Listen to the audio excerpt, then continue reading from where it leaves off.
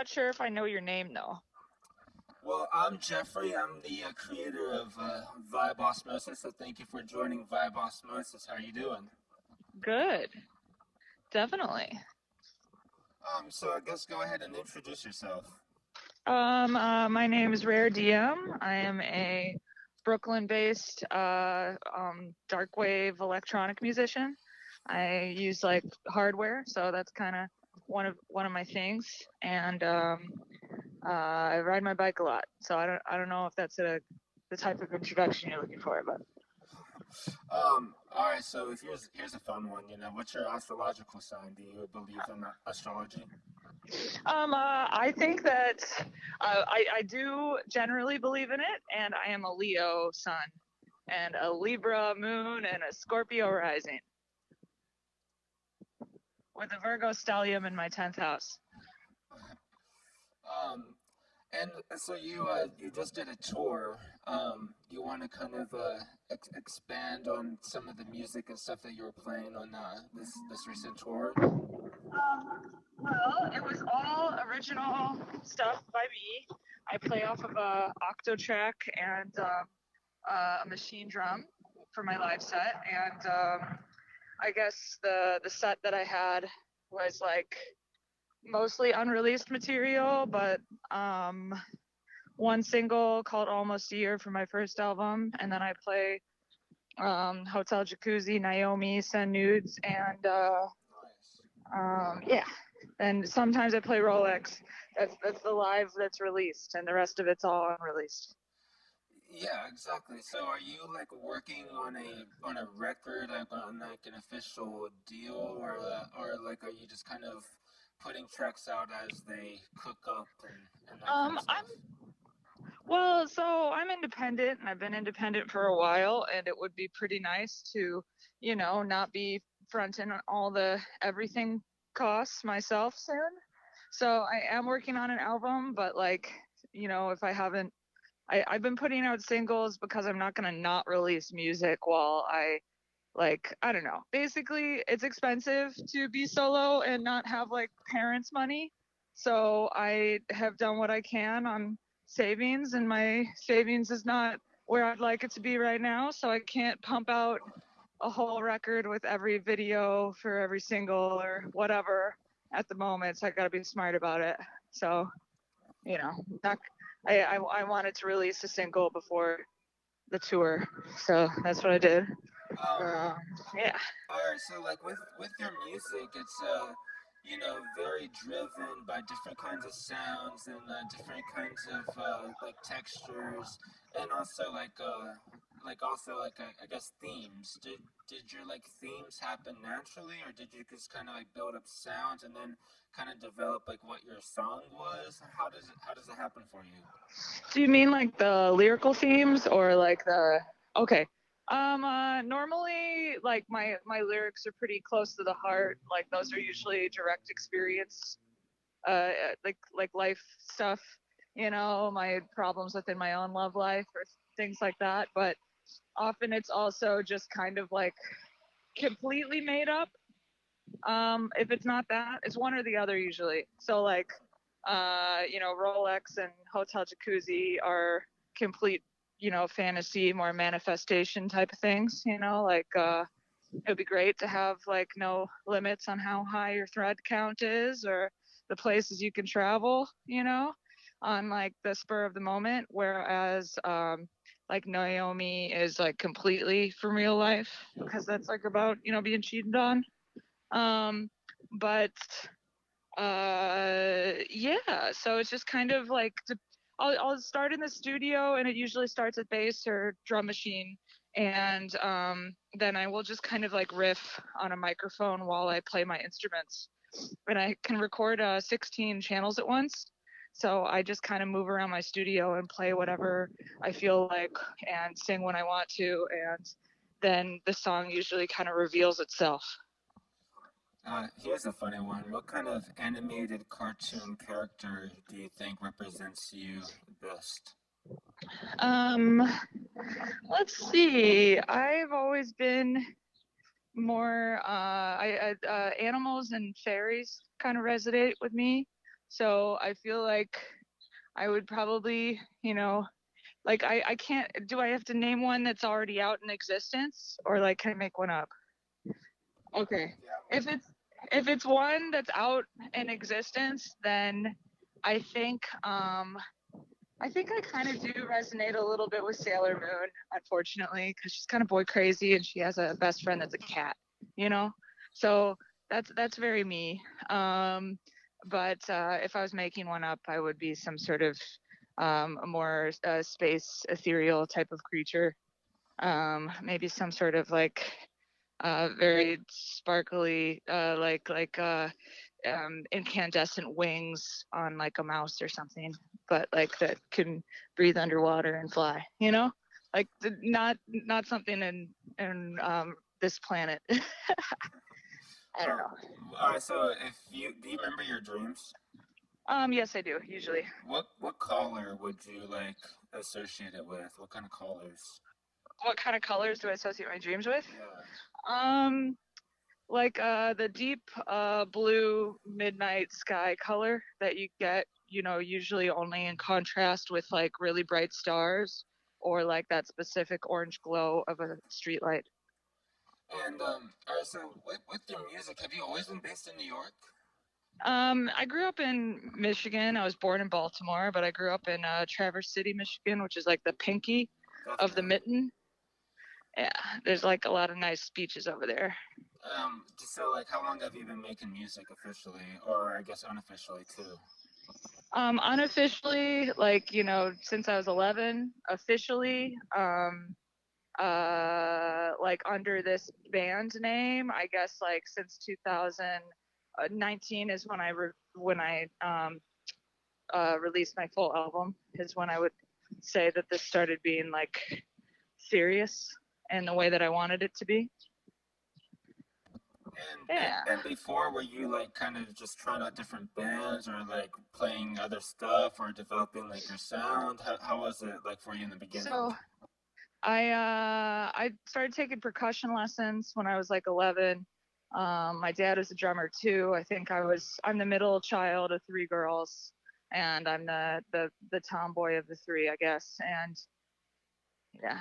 I have four sisters, and I'm the youngest of them Oh all. shit, you're the little prince. Oh, okay. Oh no, I believe in it. It's fucking either you are either forgotten or blamed for everything, and I was the latter. So yeah, it's tough. But I started playing drums to answer your question, and when I got to New York, I went here for fashion design school, and then I started playing drums in a band, and then I dropped out of fashion design school after my associates, and then I dropped out of the band to do my own solo thing. And like So that's kind of how that happened.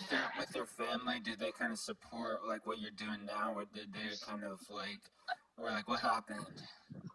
My parents are both fine artists, so like I'm a really good, natural visual artist because of them. Like that's what I was brought up on. So I'm pretty confident in my drawing and my, tactile skills, so to speak.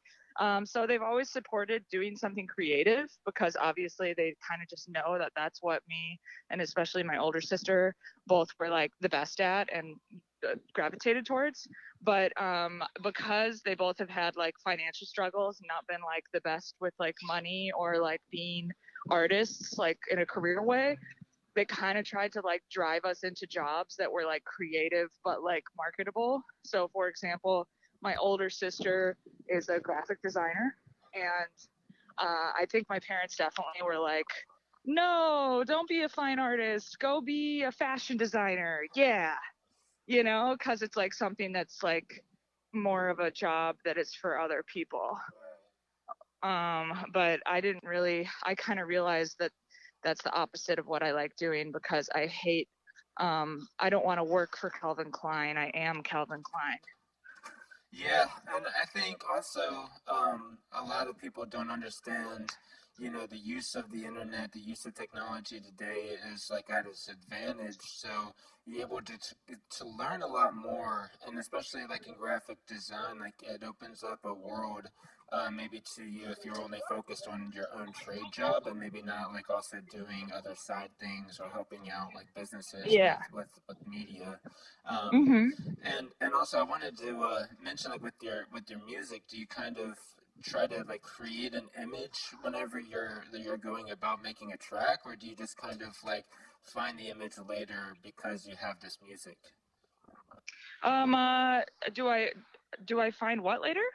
Like your image as far as like what you're imagining for like maybe like the album cover or like what you want the vibe to be especially too. Um I guess like I usually have a visual in mind for most of my work. Like I it's my tracks are very visual period, so I usually like think of something that I would want as a visual with it. I don't always have like a set visual for the album art, but I usually have like a music video visual behind like what I um like see the yeah, it's extremely visual as far as like how I view creating the track and what I would want the video to be. I wanted to ask you this because it kind of leads into my next question. Did you have like any favorite movies or influences growing up, or like directors and other artists that you kind of like learned from to take your own stuff and take your own next step too? Like do I have people that I was inspired by For and grew sure. up? Okay, okay. Influenced and like also like yeah, just on the visual aspect of like what you I guess obtain now. Definitely don't really have people that I look to for the visuals, to be honest with you. Like, I think that's something that is like that is more directly related towards just like exposure to like art and media as a kid. Period. Like, I am sure I'm some sort of combination of the Miyazaki movies and the Indiana Jones and James Bond. You know what I mean? Like whatever it is that I consumed between like my formidable years, like has like shown itself somehow. But some people kind of set out that they're like, I have a vision for my project. Here are my references. Like that isn't how I operate. Like I'm not like trying to emulate something. It is just like, and I think that's, sometimes people will get frustrated with that because they really want you to have some fucking answer, like, oh my god, I dyed my hair because of Lady Gaga, and it's like, no, I actually just like having a blonde bob, and it's more along the lines of relating to being into the 1920s. You know what I mean? Like that, and it just happens to look good on me, and my nose is big, and I had white hair as a kid, and I dye it because I want it to be white still. So that's how all that goes. But I do have references that I can say that I think were like something that, to me, it's like there's albums that I listened to on repeat so much when I was little Yeah. that like there's no way they didn't affect me. And to me, I can list those off pretty easy. Like the main top three would be like Interpol, Turn on the Bright Lights, um, the Strokes, Room on Fire, and Is This It, and Ladytron 604.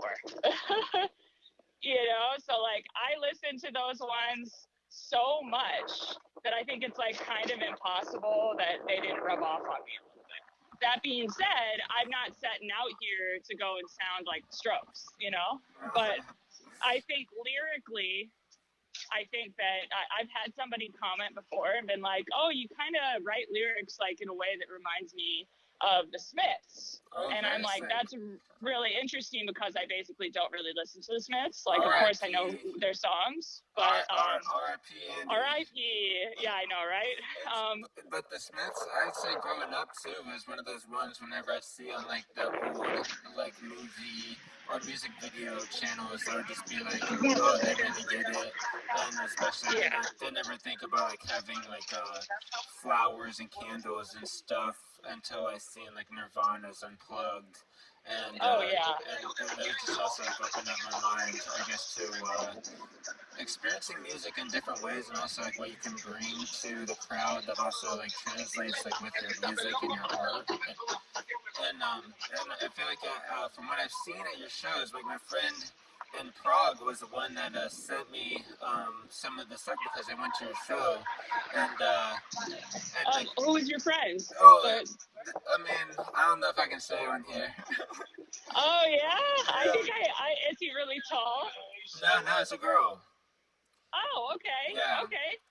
And Well, that's awesome. I'm glad. yeah, and I was just like, well, I've already I listened to your music before, but I haven't gone to any of your shows yet. So I kind of, whenever I got to see some of the highlights of the performance, I was wondering like what inspired you to kind of take on a different direction, that's like a little bit I'd say like noir or like a little bit avant-garde. Oh, thank you. I think that is directly related to like I grew up like. Are you talking like with how I perform, or okay? So like I kind of grew up like loving dancing and like doing every single class talent show or whatever. Like I do a dance routine from like kindergarten to like sixth grade by myself, you know. And in sixth grade, I broke my leg and I was the MC instead. Um, but basically, I've always loved the stage. That's like a natural thing. And I kind of started when I started taking like jazz bands, I kind of got into swing dancing. And then I started like going to the community college locally for partner dancing like 2 or 3 times a week. Like they had like some open dances, and then I dual enrolled into the college classes as like a fucking 16-year-old to like learn how to tango and mambo and salsa and like swing dance and all that. So my dancing is like not related to any type of theater. I'm not a theater kid at all. It's just like I really love dancing, period. And so that kind of that and my vintage clothing love and my fashion design school experience and stuff just kind of all leans itself towards like loving being a performer. You know, like I do love the theater of it. You know, I like dressing up and all that jazz. And with working on your music, are you kind of taking it track by track and like layering and overdubbing, or are you kind of doing some stuff live and then later on editing? How Uh, does that work for you whenever you're working on a track? so generally speaking, like as I said earlier about having like lots of different tracks I can like jam on at once, there are things that end up in the final from the jam. And like then there's stuff that pretty much always gets replaced. And so for me, it's like my 707, for example, is more of a writing instrument than it is a final, you know? Like I'm gonna go back and replace those lines because like that's gonna sound not fat enough for the final. Whereas the little improvised like more melodic things that I do, you Right. know, like a synth line, that's probably gonna stay. I don't usually overdub. Oh, That being nice. said, I do overdub the lyrics Right. usually. You know what I mean? Like, so you're not gonna do the final recording with like the room sound Yeah. because like I'm literally just like recording into like a fucking SM58 while I fucking jam on synthesizers. Like everything is in the background, and that's not good for a final. So you redo the vocals. And Redo the vocals, replace the kick. I wanted to also bring up some of the bands that you've mentioned. Are you are you listening to like any recent music as well, or are you just kind of focused on your own stuff? Have you kind of been inspired by any like recent artists or anything that surprised you? Yeah, as far as like contemporary acts, what am I listening to? I have been like I extremely into local suicide recently. Specifically the song La Moustache. Like it's really phenomenal. I love that song. I obviously really admire the Molchat Doma boys and Boy Harsher. But I find myself like, as far as like what I'm listening to on a loop, I go through phases, and there's like usually I find like a single and I get really addicted to it for a while. Or it definitely, my favorite bands though, contemporary wise, that I literally just like listen to all the fucking time is Schwaffelgelb. Yeah, so like Schwaffelgelb nonstop, and then like I recently found out about, I think it's called Lenora, Llora, and they're out of Texas somewhere. And they have like a song called Bad Behavior, and that's kind of like one of the main like tour tracks. Like I was listening to that all the time while I was traveling. The song rocks. And Really addicting bass line. about traveling, do you prefer to drive it or do you prefer to fly it, or would you rather just sail and get on the ocean or something and a boat? Well, I haven't, since I'm alone and female, I have not been able to just travel in my car. So I haven't actually experienced that yet because, like, since I don't have someone else making money with me and I'm making peanuts at this stage in my career, I like I can't be like, hey, like ditch your day job to come on tour with me for 3 weeks in a car, you know? I'm literally trying that every single day of my life, I feel. Yeah, yeah. Anybody, just yeah, I you mean, just wanna quit and come with me? I mean, we can do it. yeah, I know, right? Sorry, I'm underneath the train for a second. Okay. Yeah. Oh, but my dad recently retired from like carpentry and like cabinet making or whatever, which is like what he does other than fine art. And I'm kind of like, hey, Dad, you want to come and like be my fucking driver? You don't have anything better to do.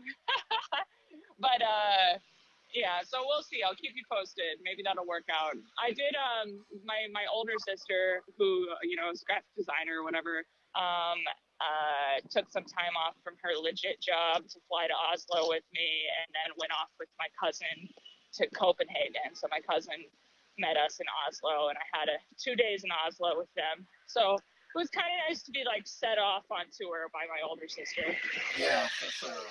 I think I feel like in any journey for me, whenever I get to come across my sisters, it's always a time needed. Oh, that's nice. Um, Yeah, that's cool. I want to bring up in your music as well. So like whenever you're working on lyrics, are you kind of like like ranging, rechanging stuff, or you kind of keep what's written and try to kind of Um, keep it the same like sort of structure and stuff?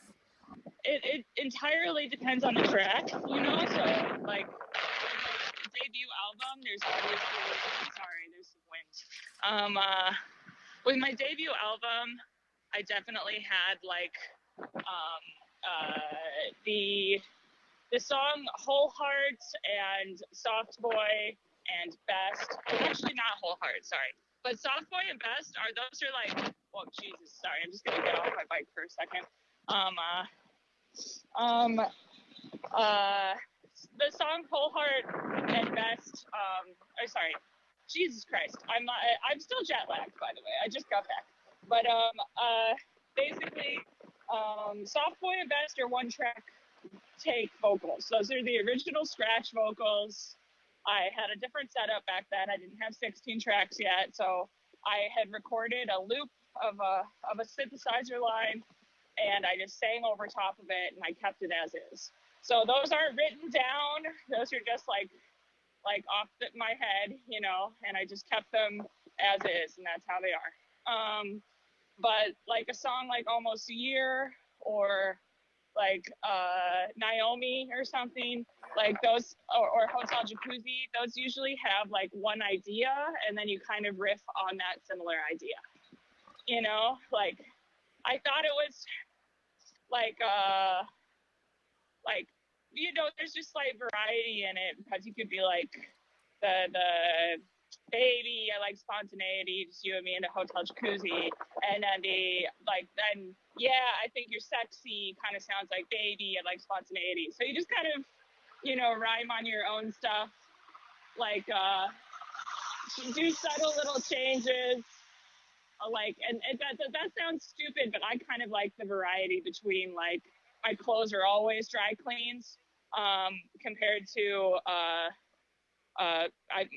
my clothes are all dry cleans. Like that's stupid. I know that's like a small difference, but like I like little tiny changes that you have throughout the song, and like it's just kind of if you can make yourself laugh, at least you're making somebody laugh. So to me, like I think it's like kind of funny to think about being upset about like a thread. It's I don't know, like kind of a joke on abundance and like wealth and like extravagance, that like I don't know what the highest thread count of sheets that you can have is, but I'm sure that there's somebody out there that's always trying to make it higher so that they have something more ridiculous to sell to people, Well, like so like that's totally valid. yeah. Here's I guess a follow up to the music aspect too. Your favorite instrument that you have that you like to start with or later on add with. The Juno 60. The Juno uh, 60.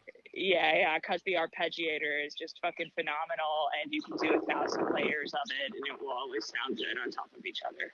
So, And what's your favorite part about recording music? Is it the process, the creating process, or is it like the editing and production and then like having it out?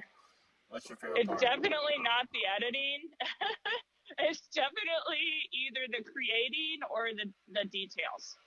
So, like, basically, I like the first 20% and the last 20% the best. And Like, it's really fun to get in the microscope part that you're adding tiny little details. It's really not fun to get into the part that you're kind of like doing the macro layout, so to speak. Like if it's not instantly intuitive, I'm probably going to be pulling my hair out for a little while. I was wondering, are you like the Mac DeMarco type that's just gonna have like I guess a computer full of 200 plus songs and just ready to put them on out there or someday somehow? I am the 200 plus songs that aren't done type. I guess. Sorry, hold on 1 second. Sorry, I work on my bicycle, and when I had taken your call originally, I didn't have anything to do, and then I got something to do, so I had to talk to you while on the road. I'm sorry about that. No, it's fine. I'm sorry. I just didn't want it to be all noisy. So if Mac DeMarco had 1,000 songs and none of them were finished, except for like 10 that are like almost there, that's more like me. Like I have like a million jams that have like 5 songs in them. That's the problem with how fun my instruments are, is that I will start jamming and I'll press record, and one song will turn into like 3 songs, into 5 songs, and then you're looking at 50 minutes of audio recording that you need to go through and find the best parts of. And it just can be kind of overwhelming, and I need to start setting timers and not do that anymore. Even though it's really fun, because it's just overwhelming. Exactly, you get to keep the jam and the vibe going, and then like I'm kind of in the similar pace of like, okay, I can start one thing, and then once I get one idea, I'm moving on to the next thing, and I'm maybe not like perfecting, I guess as much as I really want to in the overcome. So whenever I listen back to it, I'm like, oh, I can see this is why some of this is cool, but other than that, like I don't really know. But other than that, I definitely have like this other Mac that just has like so much music and jam sessions, and it's just like I don't mean I'd love to chop it up and like find jams and songs out of it, but it's like also it's a little bit of a mind pressure. It's thing. tedious. Yes. It's a lot easier to start something new, but you cannot You will never finish anything if you don't actually work on the stuff you have. There's a great book that's called Making Music by Dennis DeSantis, and the last chapter of it, it's by Ableton, like it's Ableton affiliated. You should read it if you haven't. It's for electronic music specifically, and it's the last chapter is like practicing finishing. Like that's like, you know, basically even if it doesn't, even if you don't think that that's a song, you have to practice finishing songs so that you get better at finishing songs. That's a skill too, you know? Yeah. So I sometimes need to go back and read that. Yeah, I guess it's always nice to like a refresher. And also I guess one of the big ones for Vibe Osmosis. You know, if you were stranded on an island and you could only take one thing with you, what would you take? I mean, if we're talking survival here, I'd probably be pragmatic and like get some sort of like water filter thing, you know, like a life straw or something. But if we're going vanity, I would bring sunscreen or toothpaste and, you know, toothbrush or something. But if we're talking fun, I guess, yeah, I don't know. Sorry, I don't know why they just honked at me, but that's, you know, you're not supposed to turn right on red in New York, but okay. Yeah. Like the audacity. I was doing the right fucking thing. But okay, so I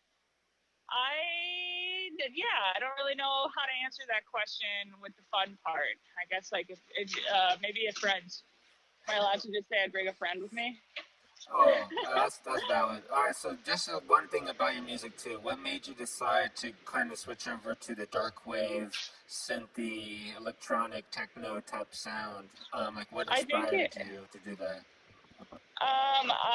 It's definitely just like I finally realized how to make the music I wanted to make. You know, like it's just your skills getting better, and you realize like, oh, there was a really magical, stupid moment. Like this shouldn't have been this obvious, but I think it's just like it should have been more obvious. But I think this was like an example of how I was kind of sheltered in northern Michigan or whatever, just like not exposed to very much electronic music. I just didn't really connect the idea that like Ladytron was using synthesizer. Like that sounds so stupid, but like well, Van Halen used synthesizers.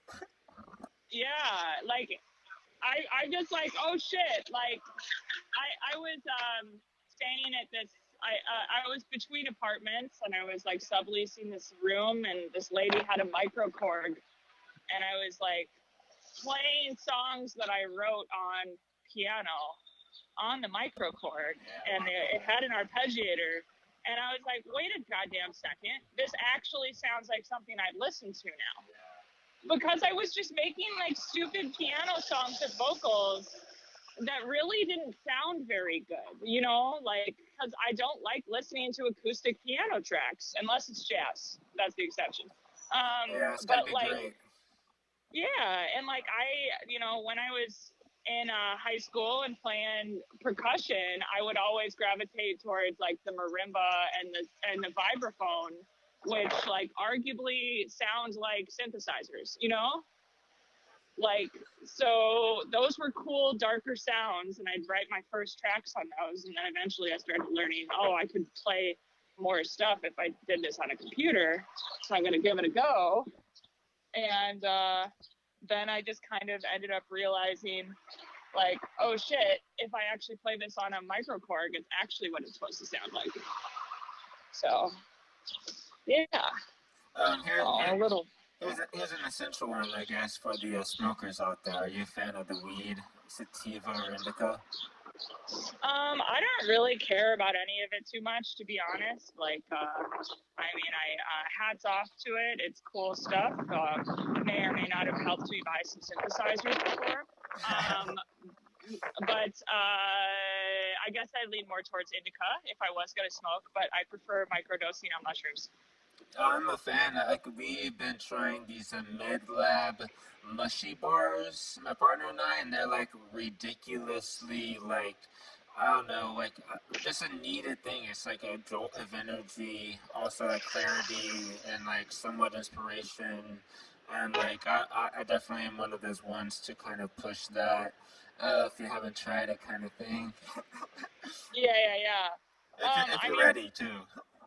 I don't, I'm just not really a tripper, or like I don't have that much of an addictive personality. I just think that like my brain has like slightly chilled out and been a little less anxious since I had like a bad breakup and then some microdosing. Like I'm talking like not enough to feel it, but enough to be like, huh, I Therapeutic. feel a little bit less, shitty. Yeah. And is that a coincidence, or is that because I had a tiny bite of mushroom chocolate?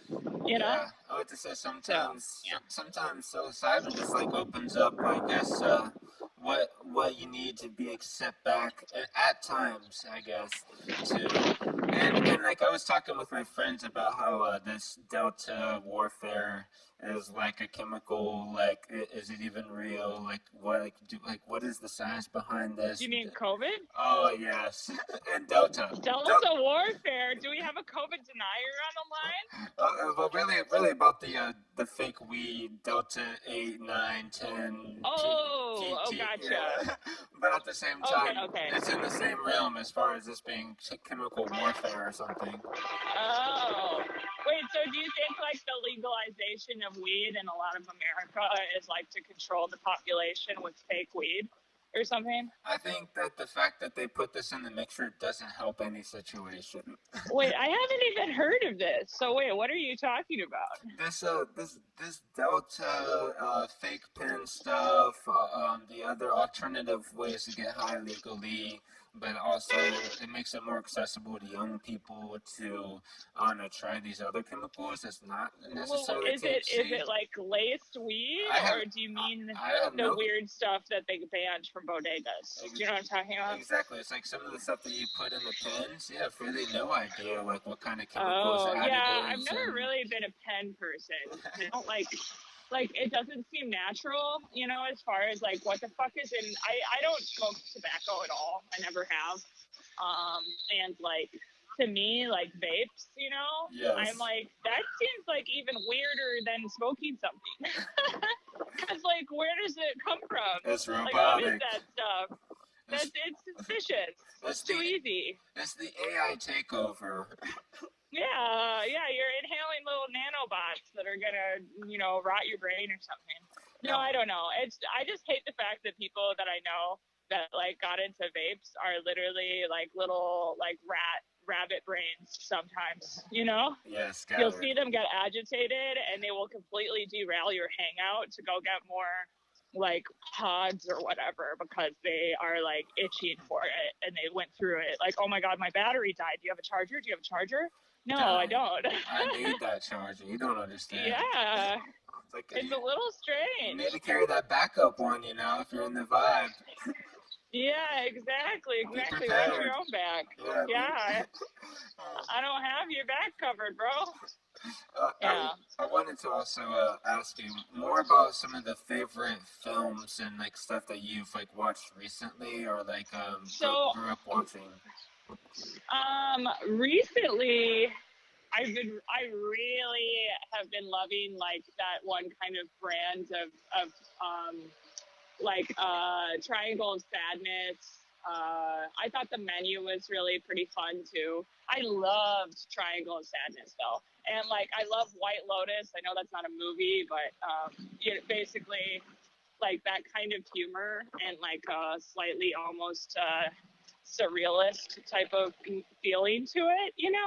Um, and more like recent movies like Everything Everywhere All at Once or whatever is like I cried both times that I watched it. I fucking loved that movie so much, and I'm excited to watch Parasite again, which I realize is on HBO now. So yeah, right. So those are important. And then as for like movies I grew up on, like honestly, Lord of the Rings is like a big go-to like sick movie, like the trilogy all the time. And then Paprika, the Miyazaki movies, Akira, yeah, and I also, as I mentioned, James Bond, Indiana Jones, Alien, you know, the original one, and like The Thing and The Shining, yeah. But one of those people that are like super movie nerds that know all the directors and Oh, like for sure. yeah, I'm not that type. I've never been like so studious that I'm gonna know every detail and all the names behind everybody involved in a film or a record for that matter.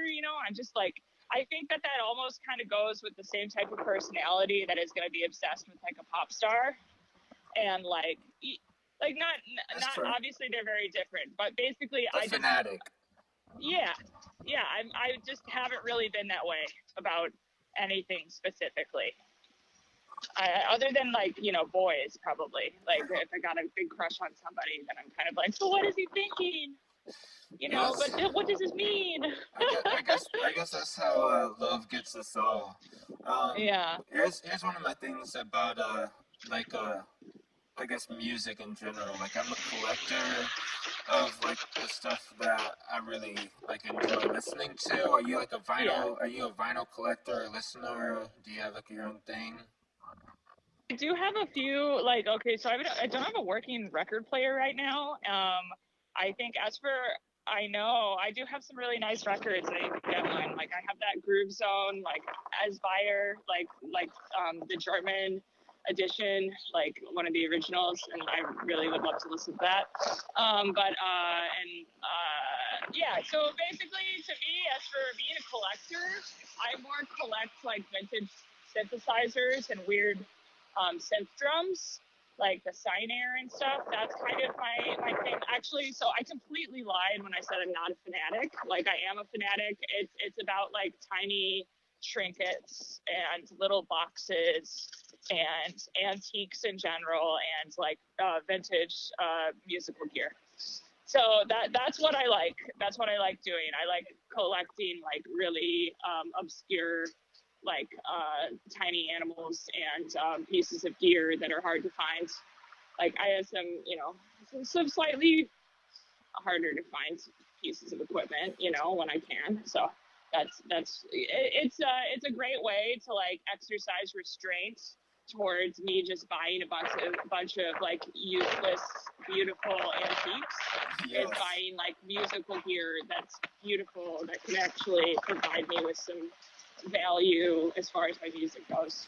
Are you a fan of like using vintage gear like live too, like using the vintage beat machines and stuff as well? Yeah, absolutely. I mean, my machine drum isn't that old, so like I shouldn't really count that. But like at this point, my live setup is just so streamlined. I'm not going to be bringing something with me that is like a liability essentially. But for a very special show that I have like a budget to transport things with, like I think that would be really cool. I would like to try to play one of my synth drums live, like one of my Sinairs. That would be awesome. And not that hard to bring with me. It's just like yeah, it's one more thing to carry, and it's not like essential to the set right now. I'm a fan lately of like I have like this old school Yamaha Porta sound, and then like Oh, this cool. like Yamaha beat machine that's from like the 80s or 90s, like one of the early. Is that the DX7 type of thing Yeah, with the so like four different? I yeah, have one too. They're really cute. yeah. And then I like to mess with the DD beat machine that has like the pads on it where you can hit them. Those Oh yeah, ones, yeah, those yeah, yeah, ones. yeah. I'm a really big fan of just like kind of incorporating that in a set lately.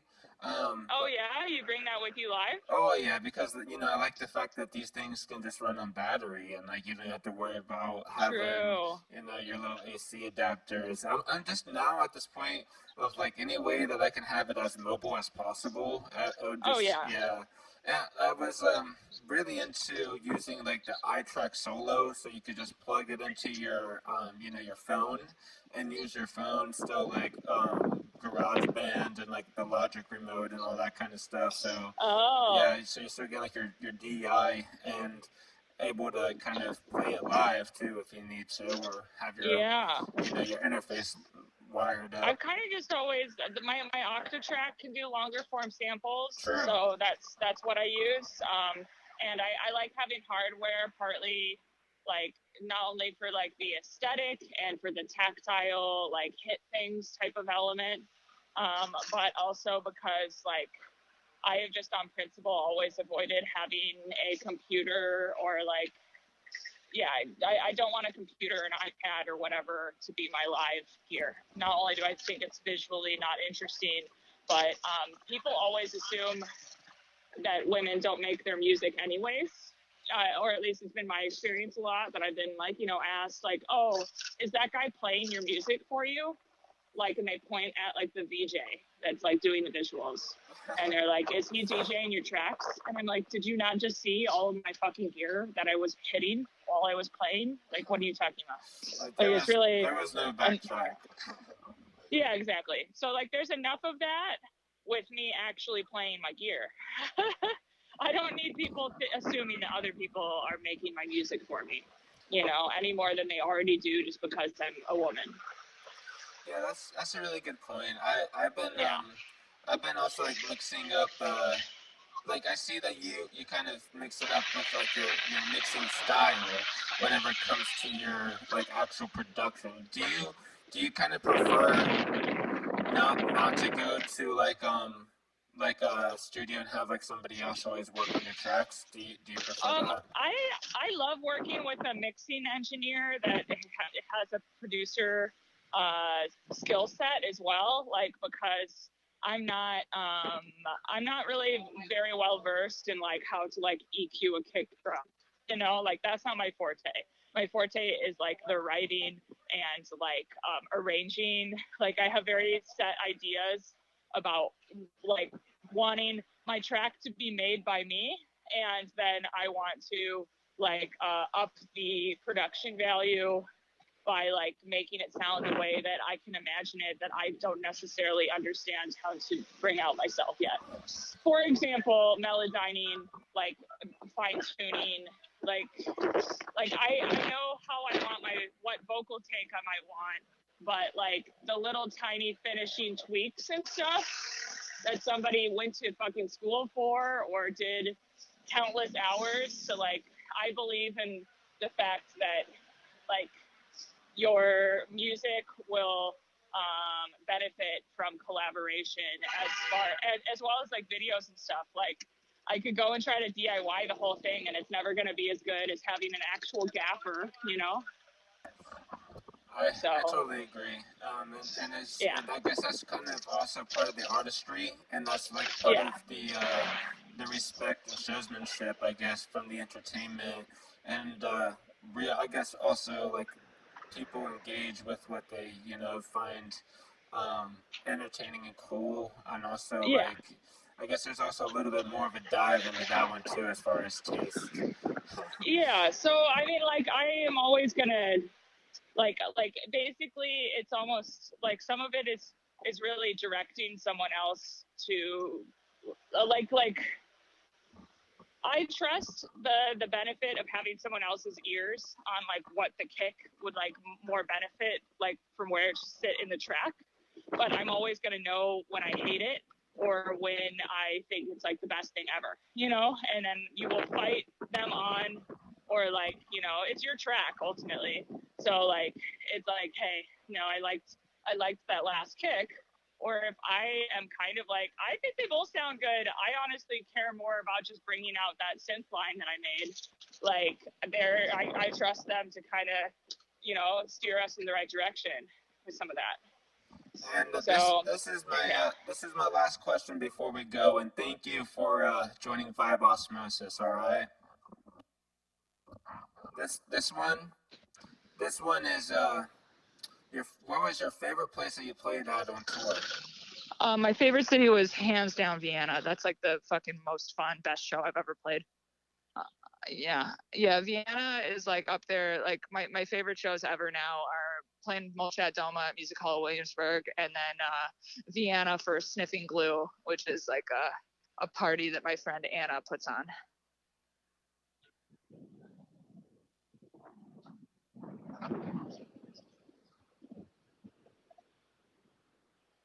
Well, they are extremely nice dudes and super talented and really fun live. So just like all the way around, it was just a pleasure to open for them, and I would do it again in a heartbeat. Yeah. All right, one more question. Are you currently working on any projects? And would you like to shout out anything, anything you like want to share for the podcast? Like what songs are playing? Do I want to shout out any? What do you mean by shout out any songs? Any, Like tell you guys? yeah, like any songs that you want me to put on the show right after this, and anything you Oh. want to shout out, and Well, I just released a single recently, and that one's called Hotel Jacuzzi. So you should definitely listen to that if you haven't yet, because that's the newest single, and I'm very excited about it. As for other songs, I guess you might have to wait for those if they're not out yet. I want to be smart, but maybe I'll consider. I'll see after we get off the phone. I might maybe I'll send you something unreleased.